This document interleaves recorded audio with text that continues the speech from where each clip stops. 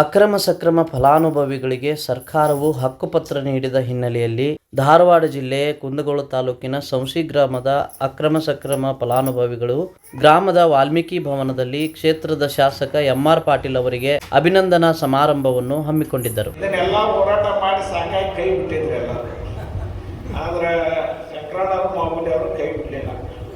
ಅದನ್ನ ಜೀವಂತ ಹಿಡ್ಕೊಂಡು ಒಟ್ಟ ಬಂದ್ರೆ ನಮಗೂ ಎದೆ ದಸಕ್ ನಾವು ಎಲ್ಲಿ ಸುಳ್ಳಿಗೆ ಮತ್ತು ಬೀಸ್ಕೊಳ್ಳಾಗತ್ತೆ ಅಂತ. ಅವಾಗ ಗ್ರಾಮದ ಹಿರಿಯರು ಎನ್.ಎನ್. ಸಾಹೇಬರು ಮತ್ತು ಲಕ್ಕನವರು, ನಮ್ಮ ಮಾಜಿ ಅಧ್ಯಕ್ಷ ಪುಟ್ಟಣ್ಣವರು, ಪ್ರಕಾಶ್ ಗೌಡ್ರು ಸತತವಾಗಿ ಕೋರಿ ಪಕ್ಕದ ಅಭಿಯಾನ ಹತ್ತಿದ್ದಾರೆ ನಮ್ಗೆ. ಇದನ್ನೊಂದು ಯಾಕಾರ ಮಾಡಬೇಕು ಅಂತೇಳಿ ನಾವು ಮತ್ತೆ ಇದೆಲ್ಲ ಇಲ್ಲ ತಗೊಂಡು ಸರ್ವೆ ಮಾಡ್ಬೇಕಂದ್ರೆ ಅವಾಗ ನಮ್ಮ ಗುರಿಯವರಿದ್ದರು, ಭಾಳ ಒಳ್ಳೆಯ ಅಧಿಕಾರಿ. ಅಂದರೆ ಅಧಿಕಾರಿಗಳ ಸಾಯಿಲ್ಲ ಏನಾಗೋದಿಲ್ಲ. ನಾವು MLAಗಳು ಕೂಡ ಭಾಷಣ ಮಾಡಿ ಹೋಗೋರು ಹೊಂಟಾಯ್ತು, ಕಾಗದ ಮೂವ್ ಮಾಡೋರು ಅವ್ರಾಗ. ಆವತ್ತಾಗ ನಾವೆಲ್ಲರೂ ಕೂಡಿ ಅದನ್ನು ಡ್ರೋನ್ ಸರ್ವೆ ಮಾಡಿ ರೆಕಾರ್ಡ್ ಕ್ರಿಯೇಟ್ ಮಾಡಿ, ನನಗೂ ಭಾಳಷ್ಟು ಮಂದಿ ಇಲ್ಲಿ ಬಂದಾಗ ಹೇಳ್ತಿದ್ರೆ, ರೀ ಎಲ್ಲರೂ ಸುಳ್ಳು ಭಾಷಣ ಮಾಡಿದ್ರೆ ಮುಂದೆ ಗುರ್ತಕ್ಕೆ ಹಂಗೆ ಅದಂದ್ರೆ ನಾವು ಮಾಡೋದನ್ನ ಹೇಳೋದಲ್ಪ ಅಂತ ಹೇಳಿದ್ದೆ ಅವ್ರಿಗೆ. ಮಾಡಿಂದ ಹೇಳ್ತೇವೆ, ಯಾಕಂದ್ರೆ ಮಾಡ್ತೇನೆ ನಾನು ಮಾಡಲಿಲ್ಲ ಅಂದ್ರೆ ಅದಕ್ಕಿಂತ ಕೆಟ್ಟ. ಆ ಹೊತ್ತಿನಾಗ ಇದನ್ನೆಲ್ಲ ಇದು ಒಮ್ಮೆ ಆಗಿಲ್ಲ, ಇದು 2 ವರ್ಷ 2 ವರ್ಷ ಭಾಳ ಮುದ್ದಾಡಿ 2 ವರ್ಷ 4 ತಿಂಗಳು ಆಯ್ತು. ಸತತ ಪ್ರಯತ್ನ ಮತ್ತೆ ಧಾರವಾಡಕ್ಕೆ ಹೋಗೋದು, ಅಲ್ಲಿ ಹೋಗೋದು, ಇವ್ರು ಮತ್ತೆ ಮಂದಿ ನೋಡಿ ಬೆಂಗಳೂರಾಗಿ ಏನು ಕೆಲಸ ಇಲ್ಲ ಅಂತ ಹೇಳಿದ್ದೆ. ಈಗ ಇಲ್ಲೇ ಆಕೈತಿ ಧಾರವಾಡದಾಗ.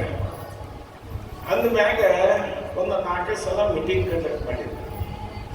ಮತ್ತು ಈಗಿದ್ದಂಥ ತಹಶೀಲ್ದಾರರು, ಅಧಿಕಾರಿಗಳು, ತಾಲೂಕು ಪಂಚಾಯಿತಿಯವರು ಎಲ್ಲರೂ ಇದಕ್ಕೆ ಸಹಕಾರಿಯಾಗಿ ನಮ್ಮ ಗದ್ದೆಲ್ಬಾಯಿಗೆ ಅಂದ್ರೆ ಮುಖ್ಯವಾಗಿ ನಮ್ಮ ಜಿಲ್ಲಾಧಿಕಾರಿಗಳು ದಿವ್ಯಾಪ್ರಭು ಮೇಡಮ್ ಏನಿದ್ರು, ಇದನ್ನು ಯಾವುದೇ ಪರಿಸ್ಥಿತಿಯಾಗೂ ಮಾಡಿಕೊಡ್ತೇನೆ, ನೀವು ಅವ್ರಿಗೆ ಏನು ಭರವಸೆ ಕೊಟ್ಟರೆ ಈಡೇರಿಸ್ತೀವಿ ಅನ್ನೋಂಥ ಮಾತನ್ನು ಕೊಟ್ಟರು.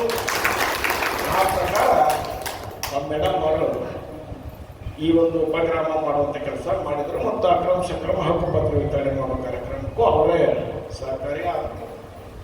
ನಾವು ಪ್ರಾಮಾಣಿಕವಾಗಿ ಕೆಲಸ ಮಾಡಬೇಕು, ರಾಜಕಾರಣಿಗಳಿಂದ ಭಾಷಣ ಮಾಡಿ ಹೋಗಲ್ಲ.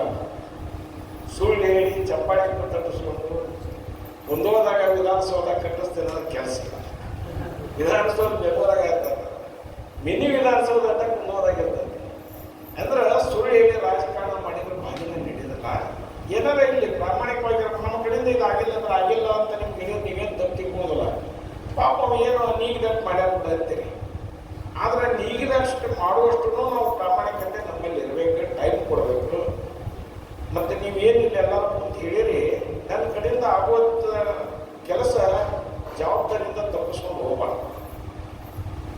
ಬರೀ ಮುಂಜಾನೆ ಮನೆ ಮುಂದೆ ಬಂದರು ಹೋದ್ರು ಅದು ಆಗಬಾರ್ದು. ಏನಾರ ಇಲ್ಲಿ ಇದನ್ನೆಲ್ಲ ಪ್ರಾಮಾಣಿಕವಾಗಿ ಅವ್ರಿಗೆ ಒಂದು ಹಕ್ಕುಪತ್ರ ಬಂತು, ಅದ್ರ ಮ್ಯಾಗ ಅವ್ರ ಹಕ್ಕು ಚಲಾಯಿಸಿ ಅವ್ರ ಮನೆ ಬಿಡ್ಸಾಕಿದ್ದಿಲ್ಲ ಅಂದ್ರೂ ಹಕ್ಕುಪತ್ರನೇ ಇಲ್ಲ, ಸಾಲ ತೊಗೊಳಂಗಿಲ್ಲ, ಮನೆ ಕಟ್ಟಂಗಿಲ್ಲ, ಸರ್ಕಾರಿ ಸವಲತ್ತುಗಳಿಲ್ಲ, ನಾವೇನು ರಸ್ತೆ ಹಾಕೋದು ರಸ್ತೆ ಹಾಕೋಕ್ಕಾಗಂಗಿಲ್ಲ. ಪಾಪ ಅವರು ಎಷ್ಟು ವರ್ಷ ಇನ್ನೂ ಮಾಡೋದು. ನಾನು ಅಭಿನಂದನೆ ಕಾರ್ಯಕ್ರಮ ಬ್ಯಾಡ ಅಂದೆ, ನೀನು ಮನೆಗೆ ಬಂದಿದ್ರಿ ಎಲ್ಲರೂ, ಯಾಕೆಲ್ಲ ಗೊತ್ತಿರ್ತದೆ ಬಿಡ್ರಿ, ಬ್ಯಾಡ ಅಂದಿ. ಹಂಗೆ ಬ್ಯಾಡ್ರಿ, ಗೊತ್ತಿದ್ರು ಮತ್ತೆ ಯಾರು ಹೋಗಿ ನಾನಾ ಮಾಡ್ಸ್ಕೊಂಡ್ಬಂದೆ ಅಂತ ಭಾಷಣ ಮಾಡೋರು ಭಾಳ ಮಂದಿ ಬರ್ತಾರೆ, ಅದಕ್ಕೆ ನೀವು ಬರ್ರಿ ಅಂತ ಕರ್ಕೊಂಡ್ಬಂದಾರ. ಏನಾಗುತ್ತೆ, ರಾಜಕಾರಣ ಅಂದ್ರೆ ನಮ್ಮನೆ ಸೂರ್ಯನ ಸಂತೆ ಆಗಿಬಿಟ್ಟಿರ್ತೈತಿ. ಇಲ್ಲಿ ಜನರಿಗೆ ಸರಿಯಾದಂಥ ಸವಲತ್ತುಗಳು ಸಿಗಬೇಕು ಅನ್ನೋದು ಹೋರಾಟ ಮಾಡಿದ್ರೆ ನಾವು. ನಮಗೂ ಏನು ಅನಿಸ್ತದೆ, ಇವರು ಬಂದಾಗ ಮ್ಯಾಕ್ತವೇನಿಲ್ಲ ಅಂತೀವಿ, ಮತ್ತು ಏನಪ್ಪ ಇವ್ರಿಗೆ ಎಲ್ಲಿ ಹೋಗೋದಂತ. ಆದ್ರೆ ಒಳ್ಳೆಯ ಅಧಿಕಾರಿಗಳು ದಿವ್ಯಾಪ್ರಭು ಮೇಡಮ್ ನಮ್ಮ ಯಾವುದಕ್ಕೂ ಇಲ್ಲಂದ್ರೆ ಮತ್ತೆ ಇನ್ನೊಂಥರ ಕಾನೂನಿಗೆ ಬರುವಂಗ ಮಾಡ್ಕೊಂಡ್ರು ಅವ್ರು ಚೌಕಟ್ಟಾಗ. ಇದು ಏನರ ಬರ್ಲಿಕ್ಕಂದ್ರೆ ಅದನ್ನು ಬರುವಂಗ ಮಾಡಿಕೊಂಡು ಆ ಜನರಿಗೆ ನ್ಯಾಯ ಕೊಡ್ಬೇಕಂತೇಳಿ ಇವತ್ತಿನ ದಿನ ಅದನ್ನು ಮಾಡಿಕೊಟ್ರೆ ಅಂಥ ಅಧಿಕಾರಿಗಳಿಗೂ ನಾನು ಧನ್ಯವಾದಗಳನ್ನ ಹೇಳ್ತೀನಿ. ಇದಕ್ಕೆ ಸಹಕರಿಸಿದಂಥ ಎಲ್ಲ ಗ್ರಾಮ ಪಂಚಾಯಿತಿಯ ಸದಸ್ಯರು ಮತ್ತು ಎಲ್ಲ ಹಿರಿಯರು, ಗ್ರಾಮದ ಹಿರಿಯರು, ಈ ಹೋರಾಟ ಮಾಡಿಕೊಂತ ಬಂದಂಥ ಎಲ್ಲ ಹೋರಾಟ ಸಮಿತಿಯ ಸದಸ್ಯರಿಗೆ ಇವರು ಮಾಡಿಕೊಟ್ರೆ ತಾವೆಲ್ಲ ಇದ್ರೀಗ ಹಕ್ಕದಾರರಾದ್ರಿ. ಇವತ್ತಿನ ದಿನ ತಾವೆಲ್ಲ ಹಕ್ಕದಾರಾದ್ರಿ. ಅದ್ರ ಹಿಂದೆ ಭಾಳ ನೋವು ನಲಿವು ಭಾಳ ಅದಾವ. 34 ವರ್ಷ ಅಂದ್ರೆ ಒಂದೊಂದು ತಲೆಮಾರು ಹೋಗ್ಯಾಗಿಲ್ಲ. ಈ ಕಾರ್ಯಕ್ರಮದಲ್ಲಿ ಶಾಸಕ ಎಂಆರ್ ಪಾಟೀಲ್, ಗ್ರಾಮ ಪಂಚಾಯತ್ ಅಭಿವೃದ್ಧಿ ಅಧಿಕಾರಿಗಳು, ಮಾಜಿ ಸದಸ್ಯರು, ಅಧ್ಯಕ್ಷರು, ಗ್ರಾಮ ಲೆಕ್ಕಾಧಿಕಾರಿಗಳು, ರೈತ ಮುಖಂಡರು, ಬಿಜೆಪಿ ಮುಖಂಡರು, ಕಾಂಗ್ರೆಸ್ ಮುಖಂಡರು, ವಿವಿಧ ಸಂಘಟಕರು, ಅಕ್ರಮ್ ಸಕ್ರಮ್ ಹೋರಾಟ ಸಮಿತಿಯ ಎಲ್ಲ ಸದಸ್ಯರು, ಮಹಿಳೆಯರು ಮತ್ತು ಗ್ರಾಮಸ್ಥರು ಭಾಗವಹಿಸಿದ್ದರು. ಅಲ್ಲಿಂದ ಹರ್ಕೊಂಡ್ ರಸ್ತೆ ಮಾಗಡಿ ತಿಮ್ಮಾಪುರ ರೋಡ್ ಅಂತಂದ್ರೆ ಜಿಲ್ಲಾ ಹೆದ್ದಾರಿ ಅದು ರೆಕಾರ್ಡ್ ಒಳಗೆ ಬಿಡ್ತದ. 50 ವರ್ಷ 60 ವರ್ಷ ಆದರೂ ಕೂಡ ಆ ರಸ್ತೆ ಹಂಗೆ ಬಿದ್ದದ. ಈಗ ಒಂದು 4-5 ಕಿಲೋಮೀಟ್ರ್ ಆದ್ರೆ ಅದು ಪಕ್ಕಾ ರಸ್ತೆ ಆಗ್ತದೆ. ಮುಂದೆ ಅದು ಮಾಗಡಿ ತಿಮ್ಮಾಪುರ, ಮಾಗಡಿಯಿಂದ ಮಾಗಡಿ ಅಂದ್ರೆ ಗದಗ ತಾಲೂಕು ಬರ್ತದೆ. ಗದಗದ ಆ ಮಾಗಡಿಯಿಂದ ತಿಮ್ಮಾಪುರ ಅಂದ್ರೆ ಹೈವೇಗೆ ಬರ್ತದೆ ಈ ರಸ್ತೆ. ಆ ರಸ್ತೆಯನ್ನು ಮಾಡಿ ಕೊಡ್ತಾರ ಅನ್ನುವಂಥ ಮಾತನ್ನು ಹೇಳೋದ್ರ ಜೊತೆಗೆ ಹೈಸ್ಕೂಲ್ನೊಳಗೆ ಏನು ಹೇಳಿದ ಸ್ಕೂಲ್ನ ರೂಮ ಇಲ್ಲ, ಅಲ್ಲಿ ಹುಡುಗರ ಸಂಖ್ಯೆ ಭಾಳಷ್ಟು ಹೆಚ್ಚಾಗ್ಯದ. ಅದು ತಮ್ಮ ಗಮನಕ್ಕೆ ತಂದೇನೆ. ಅದನ್ನು ರೂಮನ್ನು ವ್ಯವಸ್ಥೆ ಮಾಡಬೇಕು, ಈ ಗ್ರಾಮಕ್ಕೆ ಒಳ್ಳೆಯ ಕಾರ್ಯಕ್ರಮವನ್ನು ನೀಡಲಿ ಅನ್ನುವಂಥ ಮಾತನ್ನು ಹೇಳಿ ಪ್ರಕಾಶ್ ಗೌಡರು ಒಂದು ಹೊಸ ರಸ್ತೆ ಮಾಡಿಕೊಟ್ಟಾರ. ಮುಂಡಾಡಿ ಪೂಲಿಂದ ಕರ್ಕೋಣ ಪೂಲ್ ಒಳಗೆ ರಸ್ತೆ ಮಾಡಬೇಕು ಅಂತ MLA ಅವರಿಗೆ ಅದನ್ನು ಮನವಿ ಕೊಟ್ಟರು. ಅದು ಎಲ್ಲ ರೈತರು ಕೂಡ 30 ಫೂಟ್ ಹೊಲ ಕೊಟ್ಟರು. ಅವ್ರು ಎಲ್ಲರ ಕಡೆಯಿಂದ ಬರ್ಸ್ಕೊಂಡ್ವಿ ನಾವು. ಯಾಕಂದ್ರೆ ಅವ್ರು ಕಬಲಿ ಇಲ್ದಂದ ರೈಲ್ವೆ ಹತ್ತದ, ರೈಲ್ವೆ ಹತ್ತಿನಾಗ ಅವ್ರು ಮಾಡಿಕೊಡೋಕೆ ತಯಾರಿಲ್ಲ. ಅವ್ರು ಯಾಕೆ ಮಾಡಿಕೊಡ್ತಾರೆ? ಅದಕ್ಕೆ ರೈತರು ಎಲ್ಲರೂ 30 ಫೂಟ್ ರಸ್ತೆ ಕೊಡಲಿಕ್ಕೆ ಎಲ್ಲರೂ ಒಪ್ಪಿಗೆ ಕೊಟ್ಟರು. ಆ ರಸ್ತೆ ಮಾಡಿಕೊಟ್ಟಂಥ ಶಾಸಕರಿಗೂ ಮತ್ತು ಪ್ರಕಾಶ್ ಗೌಡರಿಗೂ ಕೂಡ ನಾನು ಅಭಿನಂದನೆ ಸಲ್ಲಿಸಿ ಅಕ್ರಮ ಸಕ್ರಮ ಈ ಒಂದು ಚಾಲನೆ ಆಗಿದ್ದು ಕನಿಷ್ಠ ಈಗ ಈ ಟೀಮ್ ಚಾಲನೆ ಮಾಡಿದ್ದು ಈಗ 3 ವರ್ಷ 4 ತಿಂಗಳೈತಿ. ಅದಕ್ಕಿಂತ ಮುಂದೆ ನಮ್ಮ ಬಂಕದವ್ರು ಕನಿಷ್ಠ ಒಂದು 30 ಜನ 40 ಜನ 50 ಜನ ತೊಗೊಂಡು ಹೋಗೋದು ಮಾಡ್ಕೊಂಡು ಒಂದು ಪ್ರಯತ್ನ ಮಾಡಿ ಕೈ ಬಿಟ್ಟಿದ್ರು. ಅವಾಗ ಇವರಿಗೆಲ್ಲ ಮೂಗು ತುಪ್ಪ ಅವರ್ತಕ್ಕಂಥ ಕೆಲಸ ಅಂತೂ ಭಾಳ ಸಲ ಆಗೈತಿ. ಮೂಗು ತುಪ್ಪ ಅವರಿಸಿ ಇವರು ರಾಜಕಾರಣ ಮಾಡ್ಕೊಂಡು ಹೋಗತಕ್ಕಂಥ ಕೆಲಸ ನಾವು ನಿಮ್ಗೆ ಮಾಡಿಕೊಡ್ತೇವೆ, ಬರ್ರಿ ನೀವು ಮಾಡಿಕೊಡ್ತೇವೆ ಬರ್ರಿ ನೀವು ಅನ್ನೋದು 400-500 ಜನ ಅಡ್ಡಾಡಿ ಬರುವಂಥ ಪರಿಸ್ಥಿತಿ ಇತ್ತು. ಅಂಥ ಒಂದು ಆಗೋದಂಥ ಸಂದರ್ಭ ಹಾಲಪ್ಪದವ್ರು ಭಾಳ ಕೆಂಬರಕತ್ತೀಗ ಅದರ ತಾವು ಅವಾಗ ಇಲ್ಲೇ ಇದ್ರಿ, ಇರಲಿ ರಾಜಕಾರಣ ಅನ್ನೋದು ಎಲ್ಲರೂ ಮಾಡ್ಕೊಂಡು ಬರೋದು. ಆದ್ರೆ ರಾಜಕಾರಣ ಮಾಡ್ಕೊಂಡು ಹೋಗೋಕ್ಕಿಂತ ಕೆಲಸ ಮಾಡೋದು ಭಾಳ ಮುಖ್ಯ ಇರುತ್ತೆ. ತಾವು ಅಕ್ರಮ ಸಕ್ರಮ ಕಮಿಟಿ ಒಳಗೆ ಕೆಲಸ ಮಾಡಿರಿ ಏನ್ರಿ. ಯಾಕಂತಂದ್ರೆ ಸುಮ್ಮನೆ ಬರೀ ಪ್ರಯತ್ನ ಮಾಡಿ ಕೈ ಬಿಟ್ರು. ಆದ್ರೆ ಈ ಸಲ ಇವ್ರು ಏನು ಮಾಡಿದ್ರಪ್ಪ ಅಂತಂದ್ರೆ ನಿಜವಾಗ್ಲೂ ಇವರು ಹಕ್ಕುಪತ್ರ ಪಡ್ತಕ್ಕಂಥ ತಾವೆಲ್ಲ ಏನು ಹೇಳ್ತಾ ಇದ್ರಿ ಅಂದ್ರೆ ನಾವು ನಿಮ್ಮ ಫೋಟೋ ಪೂಜೆ ಮಾಡ್ತೀವಿ, ನಾವು ಹಕ್ಕುಪತ್ರ ಕೊಡ್ತೀವಿ, ನೀವು ಫೋಟೋ ಹಾಕಿ ಪೂಜೆ ಮಾಡ್ತೀವಿ. ನಿಜವಾಗ್ಲೂ ನಾನು ಫೋಟೋ ಹಾಕಿ ಪೂಜೆ ಮಾಡ್ತಕ್ಕಂಥದ್ದು ಏನು ಮಾಡಬೇಕು ಅಂತಂದ್ರೆ ಇವತ್ತೇನು ನೀವು ದುಡ್ಡು ಮಾಡಿ ಕೊಟ್ಟಾರತ್ತಲ್ಲ ಅವ್ರಿಗೆ ನೀವು ಕೃತಜ್ಞತರಾಗಿರ್ಬೇಕು.